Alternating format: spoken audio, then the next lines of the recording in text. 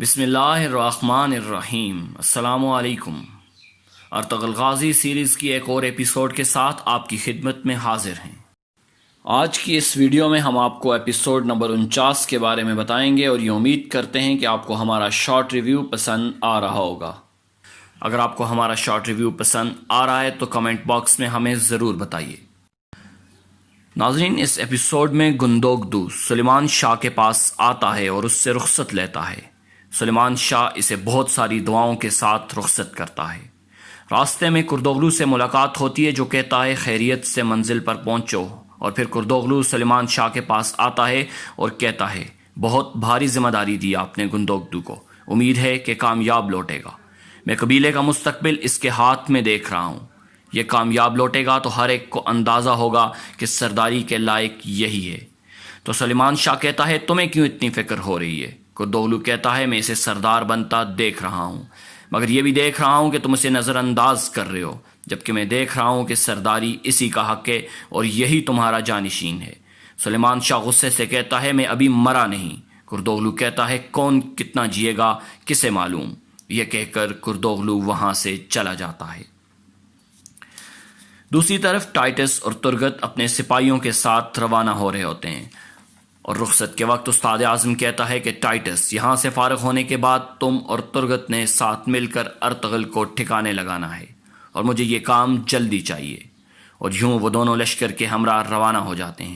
ان کے روانہ ہوتے ہی ایزادورا استاد اعظم کے پاس آتی ہے اور کہتی ہے چہل قدمی کی اجازت دینے کا شکریہ۔ تو استاد اعظم کہتا ہے سب سے اچھا گھوڑا تیار کروایا ہے تمہارے لیے، امید ہے کہ تمہیں پسند آئے گا۔ دوسری طرف سلیمان شاہ آئمہ خاتون سے گفتگو کر رہا ہوتا ہے کہ کردوغلو نے میری آنکھیں کھول دیں۔ جب سردار بوڑھا ہو جائے تو قبیلے میں نئے نئے فتنے سر اٹھانے لگتے ہیں۔ میں گندوگدو کے رویے سے نالاں ہوں اور بہت پریشان ہوں۔ دوسری طرف ایزادورا اور اس کے محافظ سپاہی ایک جگہ آرام کی غرض سے بیٹھتے ہیں، اور ایزادورا آرام سے اپنے گھوڑے کو ہاتھ سے پکڑ کر دور لے جاتی ہے اور وہاں سے بھاگ جاتی ہے اور کائی قبیلہ پہنچ جاتی ہے۔ کائی قبیلہ میں پہنچتے ہی ایزادورا کو کردوغلو دیکھ لیتا ہے اور اسے پہچان جاتا ہے اور اس کے چہرے کی ہوائیاں اڑ جاتی ہیں۔ ایزادورا دامیر کے پاس آتی ہے اور آئکس کے بارے میں پوچھتی ہے تو دامیر اسے بتاتا ہے کہ وہ اس کا بابا ہے۔ ایزادورا بتاتی ہے کہ صلیبی قلعے سے آئی ہے اور استاد اعظم کی بھتیجی اور وہ ترگت کی خبر لائی ہے۔ ادھر سپاہی واپس آ کر استاد اعظم کو بتاتے ہیں کہ ایزادورا خاموشی سے گھوڑا کھول کر بھاگ گئی۔ استاد اعظم غصے سے آگ بگولا ہو کر وہاں سے جاتا ہے اور سیدھا عمر کے زندان میں جاتا ہے اور جا کر بتاتا ہے کہ تمہاری دوسری بیٹی نے بھی مجھ سے غداری کی۔ عمر سے بتاتا ہے کہ وہ تمہاری اصلیت جان چکی ہے اور وہ جان چکی ہے کہ تم کتنے ظالم اور سفاک ہو۔ استاد اعظم اس سے پوچھتا ہے کہ اسے کیسے معلوم ہوا۔ عمر کہتا ہے میں تمہیں نہیں بتاؤں گا۔ استاد اعظم کہتا ہے مجھے اب تمہاری ضرورت نہیں رہی، میں ابن العربی کے راز کے بارے میں جان چکا ہوں، اور یہ کہہ کر خنجر سے اس کا کام تمام کر دیتا ہے، اور عمر کلمہ پڑھ کر اپنی جان آفرین کے سپرد کر دیتا ہے۔ اور اس کے بعد استاد اعظم ماریو کے کمرے میں جاتا ہے جہاں چھت کے ساتھ اس کی لاش لٹک رہی ہوتی ہے۔ دوسری طرف گندوگدو کے سپاہی شام کے راستے میں انتظار کر رہے ہوتے ہیں کہ کردوغلو یا اس کا کوئی ساتھی وہاں آئے، مگر جب وہاں کوئی نہیں آتا تو وہ کہتے ہیں ہمیں یہاں سے جانا چاہیے اور گندوگدو کا پتہ لگانا چاہیے۔ گندوگدو اور اس کے سپاہی ایک میدان میں پہنچتے ہیں اور ایلچی کہتا ہے کہ ہمیں یہاں پر ہی قیام کرنا چاہیے، اور ساتھیوں سے کہتا ہے کہ علاؤالدین کے گھوڑے کا بہت خیال رکھنا، جبکہ وہاں پہاڑوں پر ٹائٹس اور ترگت اور اس کے ساتھی دھاک لگائے بیٹھے ہوتے ہیں۔ دوسری طرف الپارکو ارطغرل کے خیمے میں داخل ہوتا ہے اور ارطغرل سو رہا ہوتا ہے۔ الپارکو شیطانی مسکراہٹ سے کہتا ہے جو کام ترگت نہ کر سکا وہ آج میں کروں گا، اور وہ یہ کہہ کر خنجر سے وار کرتا ہے، مگر اسی وقت ارطغرل آنکھیں کھول دیتا ہے اور اس کا ہاتھ پکڑ لیتا ہے۔ اسی دوران گوکچی کمرے میں داخل ہوتی ہے اور الپارکو کی کمر پر وار کرتی ہے۔ الپارکو گرتے وقت گوکچی کو تھپڑ مار کر گرا دیتا ہے اور اس پر خنجر سے وار کر دیتا ہے۔ کردوغلو باہر کھڑا بے صبری سے ارطغرل کی موت کا انتظار کر رہا ہوتا ہے۔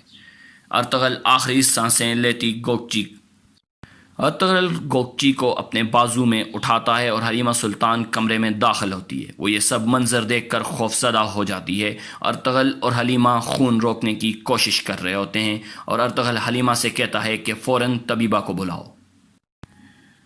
دوسری طرف گندوگدو دھاک لگائے بیٹھے ٹائٹس کو دیکھ لیتا ہے اور اس کی گردن پر خنجر رکھ کر اسے کہتا ہے کہ ہمارے بھائیوں کا خون اتنا سستا نہیں۔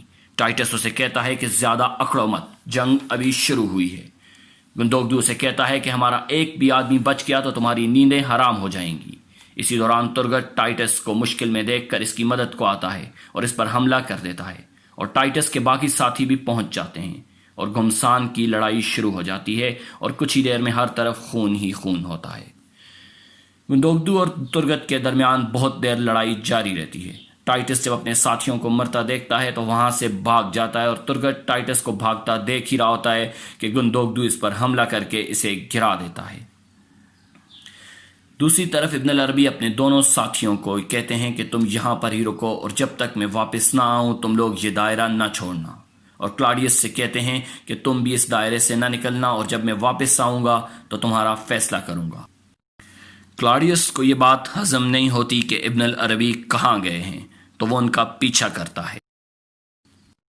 دوسری طرف سلجان خاتون سلجونی سے پوچھتی ہے کہ بتاؤ کیا خبریں لائی ہو۔ سلجونی کہتی ہے کہ سلجان خاتون آپ کب ان چکروں سے نکلیں گی، اور سلجان کہتی ہے بہت جلد، اور پھر سلونی سے غصے سے کہتی ہے کہ بتاؤ آئمہ نے اپنے بھائی کے ہاں کیا پیغام بھیجا ہے۔